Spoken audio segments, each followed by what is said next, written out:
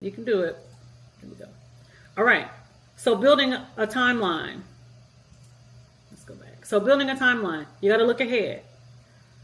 When we're doing this grant thing, we have to function as PMs. People don't want to hear that. People do not want to hear it. But you are a grant writer is a PM. A PM is a grant writer. A grant writer is a PM. So you can't discount that you need organization. I'm old school some days, and then other days I'm very automated and very precise and all the things. It depends on where I am, what part of the country I'm in.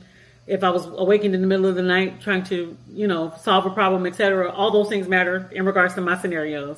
But I encourage you to make sure that you have some form of timeline. Make this a project. Give it a life cycle, so that there's a beginning, a middle, and end. Give yourself stakeholders that have to be held accountable in certain areas, even if you are all the stakeholders.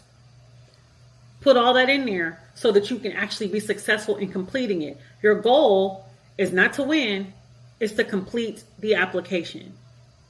There are many people in my DMs 7 days a week, and I'm not even exaggerating, that are like, hey, you got any of them grants? You got any of them? Oh, I'd love a grant. Oh, and they're dead serious. They are, like they got an itch they can't scratch from the inside, okay? Whatever that means to you. Because they don't have any plan. They just want money, right? But they have no organization. They have no timeline for the money that they need. They have no budget on what they're going to do with anything.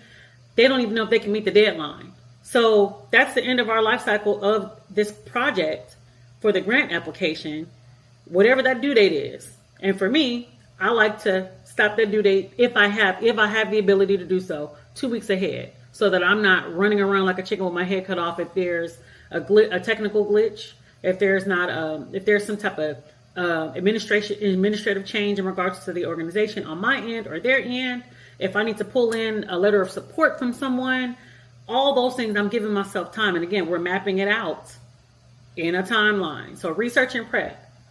That's self-explanatory. Get your stuff together. Make sure you have your IRS determination letter. Make sure you have budgets and documentation, etc. Your letters of support if you need them. A proposal narrative that is written. That's a boilerplate that you could use anytime, anywhere, for any reason. All you're going to be doing is tweaking it. Preparation is the biggest part of a grant life cycle. Next, your proposal draft. Again, something you can say, this is who I am. Here's what I do. This is who I serve. This is how much money I need and why I need it. Review and revise. Let somebody else that you trust that understands what you're doing. Don't ask Aunt Mabel. We love Aunt Mabel. She's a sweetheart and she makes the best oatmeal raisin cookies. But she might not, even though you trust her, she might not be the best person. So that's where we go back to community. Do you have someone in your community that can read and that can review, or that might have a semblance of knowledge about all this stuff that can help you get through this process? Make sure you have someone in your community that can do that for you. So they may not be a numbers person, but they are really great at grammar, or they're really great at or they're really great at comprehension, and they can understand and say, hey, I think you might be missing, based on your goals, you might be missing that third part that's actually going to affect what you're doing. If that makes sense, give me a 1 in the comments in that chat over there. All right. And then finalize and submit. Again, we probably in a perfect world, 2 weeks ahead of time. And again, then we have time to fix and touch and tweak and add things to it. 2 weeks ahead.